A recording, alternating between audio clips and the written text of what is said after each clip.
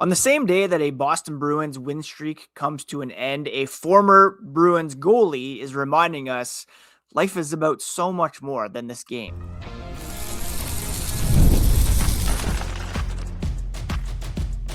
You're Locked On Bruins, your daily podcast on the Boston Bruins, part of the Locked On Podcast Network, your team every day.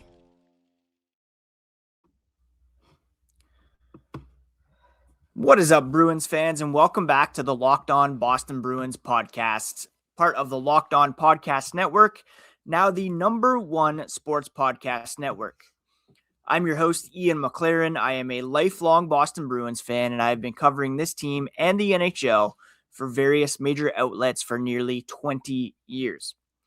Today is Wednesday, January 21st, and today we're going to discuss the Bruins winning streak coming to an end in pretty emphatic fashion last night in Dallas.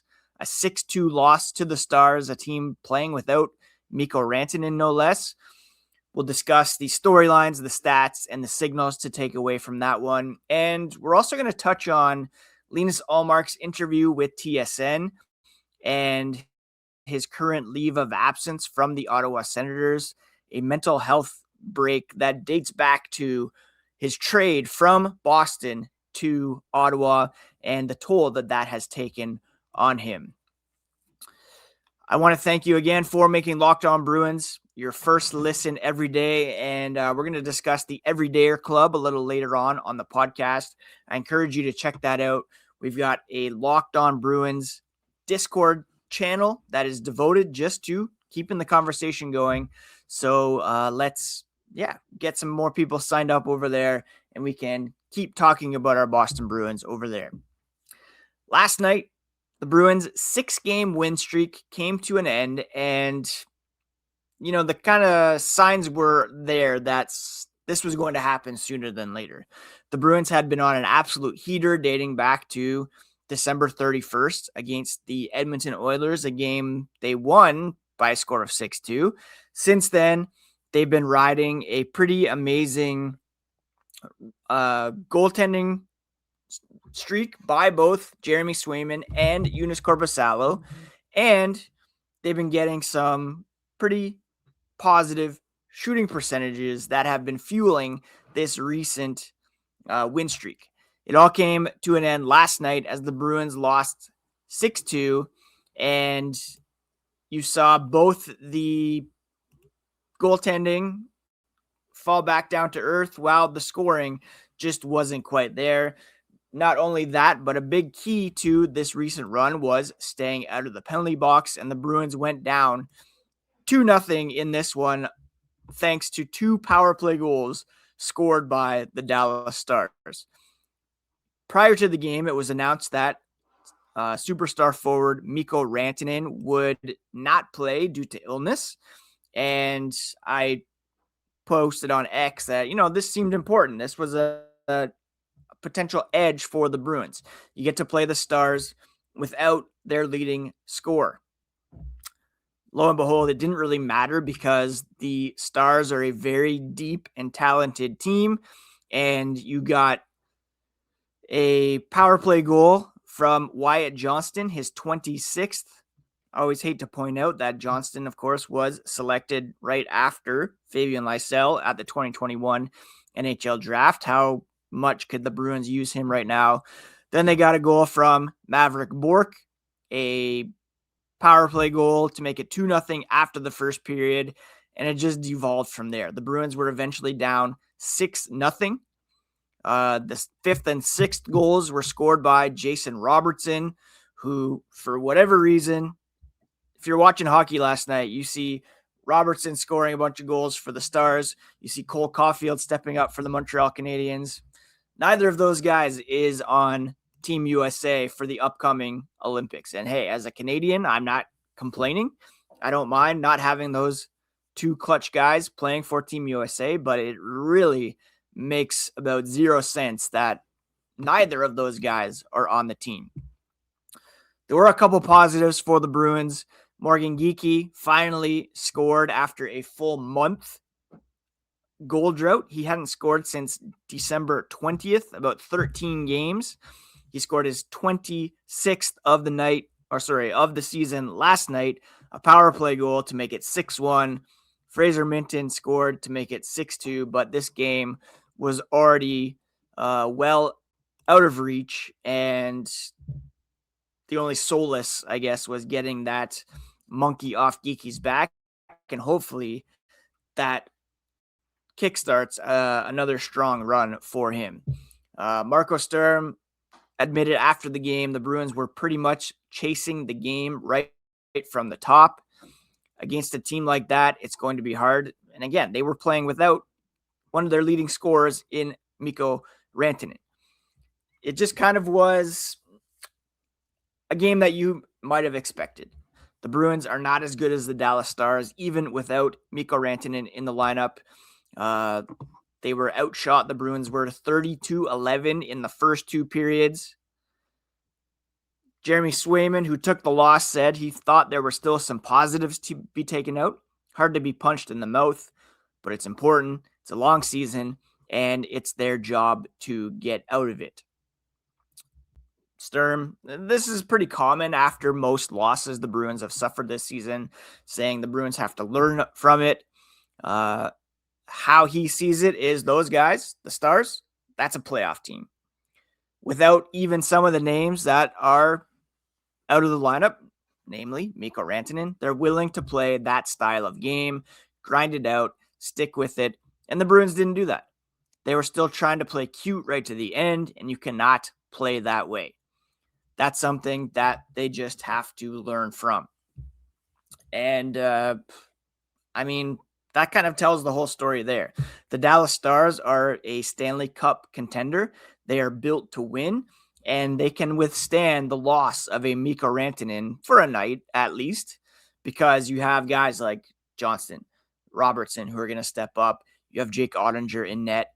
That's a deep team. If Boston's top guys aren't feeling it, or maybe they're, enjoying the siblings trip a little too much, then you're going to have nights where you just don't have it. And those elevated save percentages and shooting percentages catch up to you, and you fall back down to earth a little bit. It wasn't even just Robertson and Johnston. It was Heiskanen had 3 points. Justin Hyrokian had a goal and 2 assists. The full team effort for the Dallas Stars, and the Boston Bruins just did not have it last night. 6-game winning streak comes to an end. It was on the second game of the siblings trip. Again, the Bruins have been having a good time, maybe too much. The Dallas Stars were well prepared for this one, and you just have to chalk it up to being beaten by a better team. The Bruins are not the Dallas Stars, right? Like, it's just pretty clear. And they have an opportunity to regroup, head back home, take on Rasmus Andersson and the Vegas Golden Knights on Thursday before a huge game coming up on the weekend against the Montreal Canadiens. But the story in this one was streak snapped in pretty emphatic fashion. The Bruins just were not able to hang at all with the Dallas Stars, and those numbers that we saw that were very elevated kind of coming back down to earth. The Bruins were due for a stinker in net. They were due for some regression shooting percentage wise as well. And that's what we saw last night. We'll take a look at some more of the stats and signals from last night's game. I was going to say significance, but same thing. And then we'll discuss Linus Ullmark speaking out about his mental health struggles. All that's coming up here on Locked On Boston Bruins.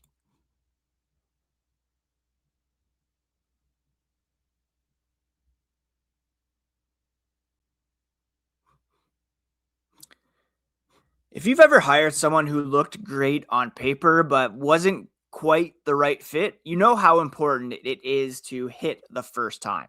You want candidates who truly match what you're looking for, and you need to trust Indeed's sponsored jobs in order to achieve that. I work for a company that needed to hire someone right away, and we went straight to Indeed.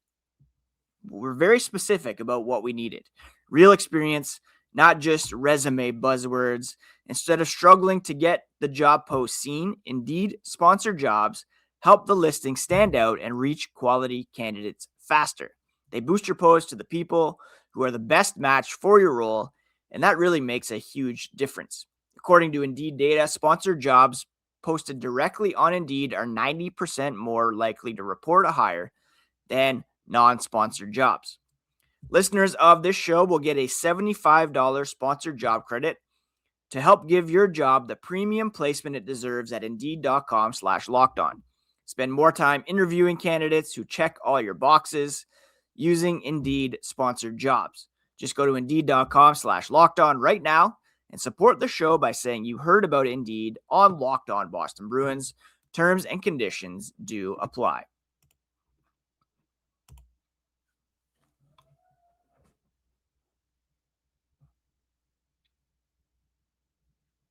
Thank you so much again for making Locked On Boston Bruins your first listen every day. And thank you for helping make Locked On the #1 sports podcast network. If you are an everydayer or listening a few times a week, our new Everydayer Club is built specifically for you. It gives you ad-free episodes of Locked On Boston Bruins that come directly to your Apple feed or Spotify. I use Pocket Casts myself. And even better, you get access to the Locked On Discord server, where there is a dedicated Locked On Bruins channel where we can keep the conversation going. I love connecting with the Locked On Bruins community, continuing to discuss our team, even just checking in on each other. And the Locked On Everydayer Club is the perfect way to get in on that. You can go to lockedonbruins.supercast.com to learn all the details. Last night's loss for the Boston Bruins was incredibly decisive in favor of the Dallas Stars. At 5-on-5, Dallas had a 61.3% advantage in shot attempts, 66.7% advantage in shots on goal, 28-14. Scoring chances were 23-17 in favor of the Stars. High danger chances were pretty even. Actually, the Bruins had more high danger chances than the Stars at 5-on-5, and expected goals were about 2.14 to 1.35 at 5-on-5. In all situations, tilts a bit more in favor of the Stars. They had a 37-18 shot advantage. The scoring chances were 31-22. And high danger chances were actually 10-10 in this game. The difference was Jake Ottinger making more saves than Jeremy Swayman. Not to blame Swayman for this one at all. It was not his fault. The whole team looked off. But at the same time, this was one of his poorer performances of the season, an .824 save percentage. Joonas Korpisalo actually came in and made 3 saves in this one, and it was just a pretty bad team effort all around. And when, David Pastrnak is taking a penalty early on, and the Stars get some momentum there, Jonathan Aspero, Elias Lindholm, Nikita Zadorov take penalties later in the game, although the Aspero one was fighting. The Bruins put themselves behind early on by taking those first period penalties, going down 2-0 because of failed penalty kill attempts. And then against a team like the Stars, it's just very difficult to catch up. Korpisalo actually came into this one after the game was 6-0. So the Bruins won 2-0 when Korpisalo was in the net. And I fully expect him to get the start for the Bruins come Thursday against the Vegas Golden Knights. A lot of people are talking about Brandon Bussy's record-breaking performance so far for the Carolina Hurricanes and how the Bruins chose Korpisalo over him. Not necessarily the case. And he did have a stop in Florida before landing in Carolina. We'll talk about that trade a bit more as we discuss the Linus Ullmark interview with TSN and kind of the impact that trade had on him personally. I don't want to dig too deep into the stats from last night's game. Hopefully it was just a blip for the Bruins, who were wildly outshot through the first two periods. Tried to make it a bit interesting in the third. Score effects kicked in.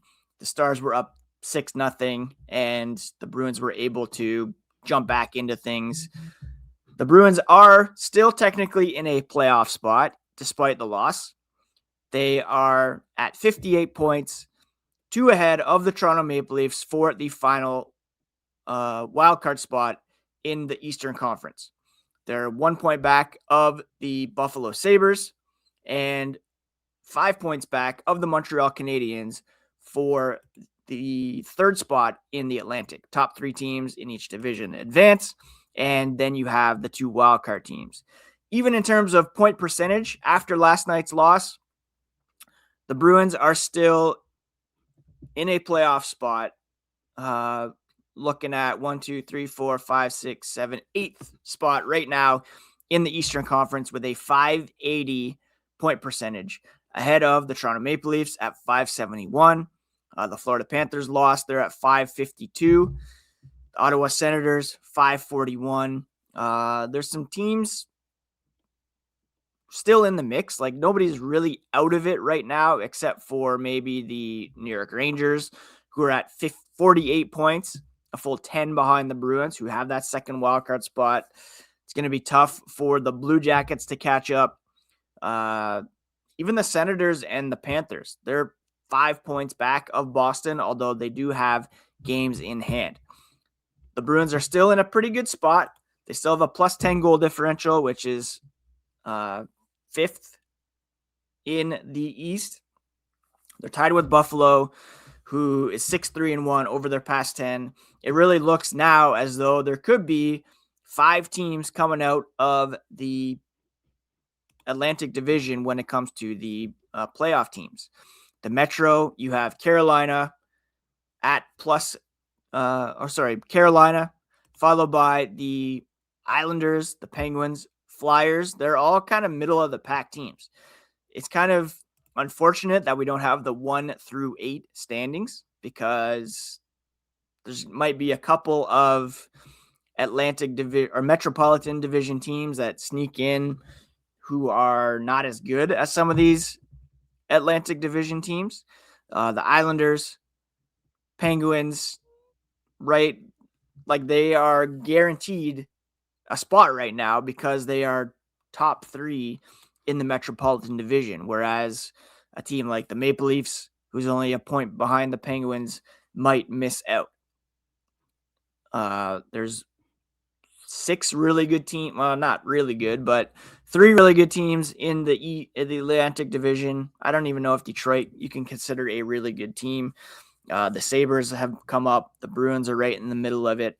So hopefully this 1-game loss is just a blip and they're able to turn things around, because things remain incredibly tight. They do have those tough games coming up against Vegas and Montreal, but then their schedule fairly manageable as we head into the Olympic break. There's only a couple weeks left before the break.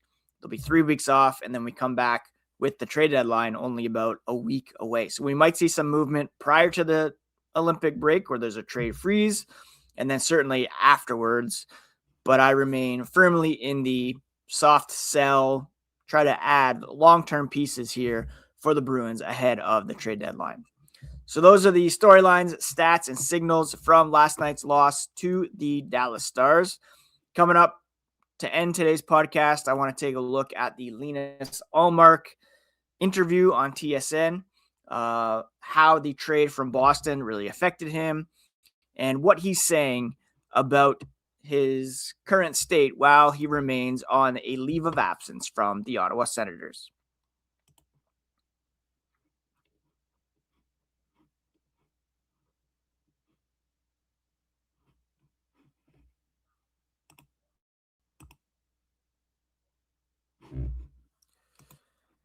FanDuel is officially in playoff mode, and they're giving you an opportunity to get in on the action here throughout the NFL playoffs.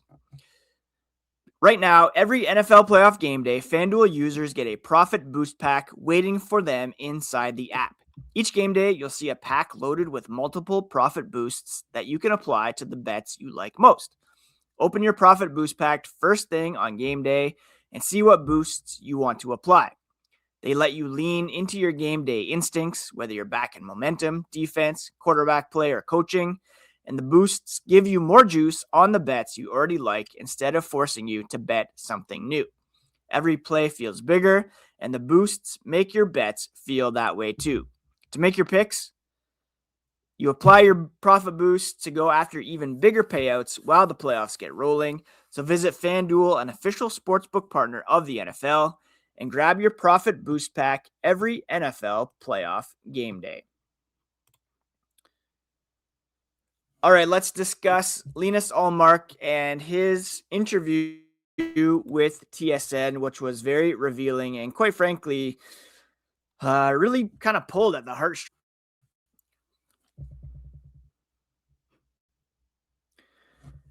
Linus Ullmark has been on a leave of absence from the Ottawa Senators since around December 28th.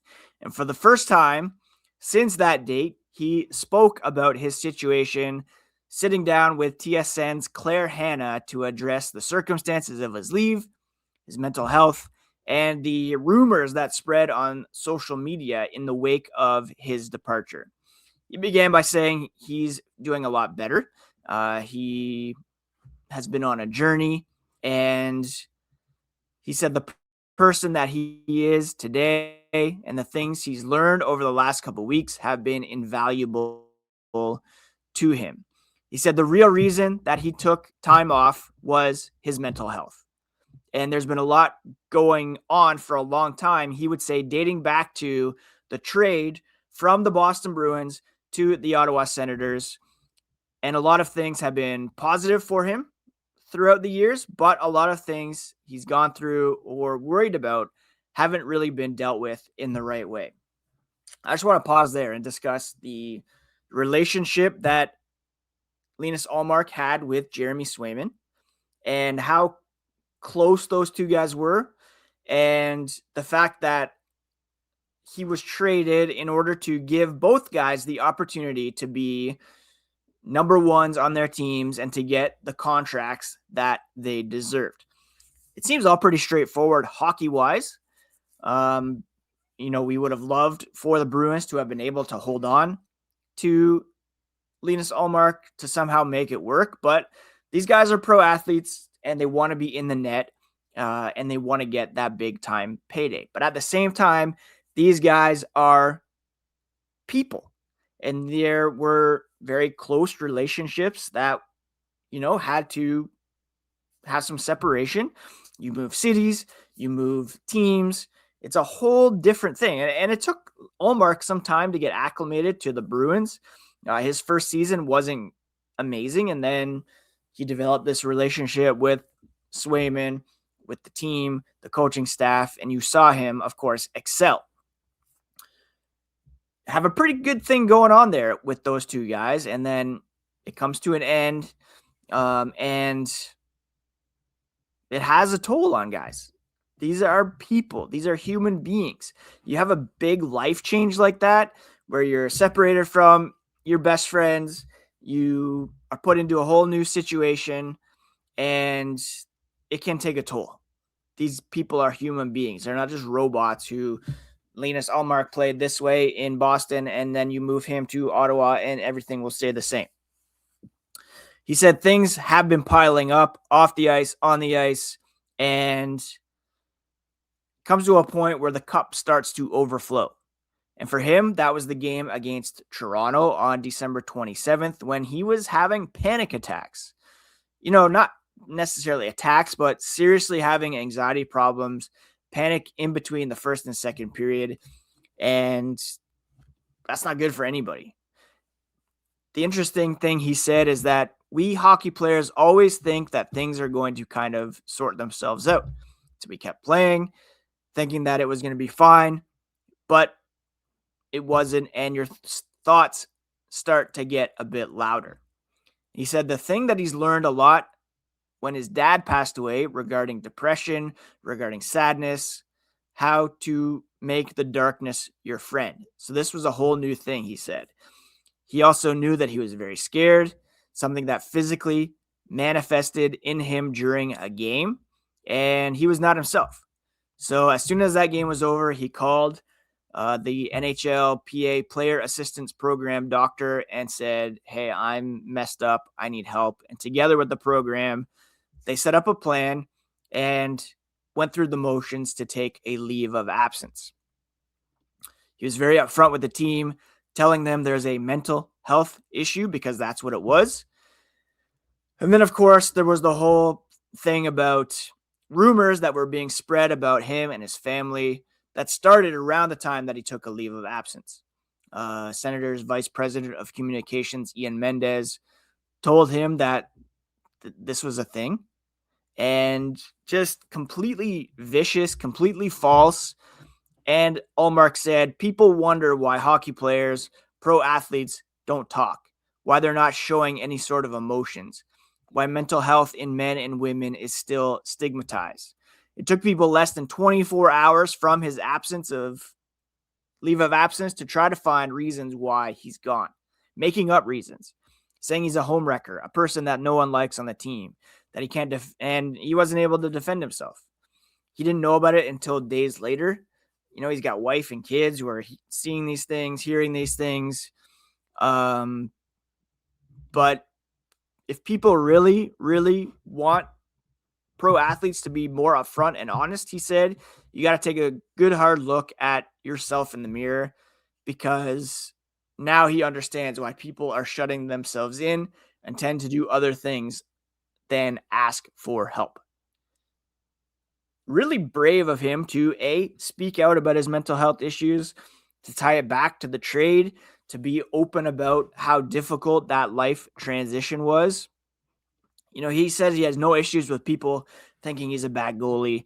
When it comes to his performance, he's the first one to know when he's not playing up to his own standards. This is a Vezina Trophy winning goaltender.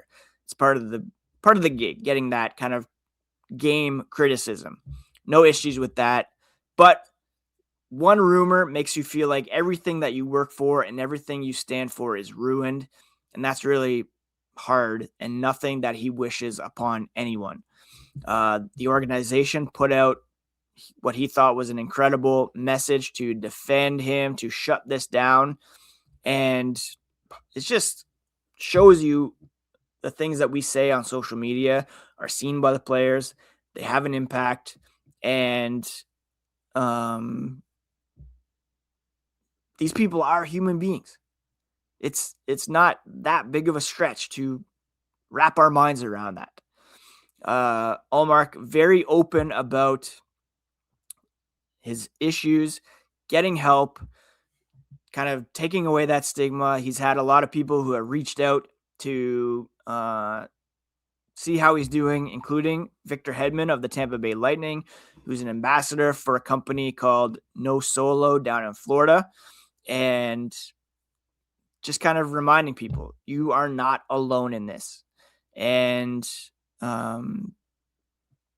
he is putting in the work and trying to make himself feel like he's able to be the best goalie he can be, but more importantly, the best husband he can be, the best dad he can be, and just trying to put all things in perspective.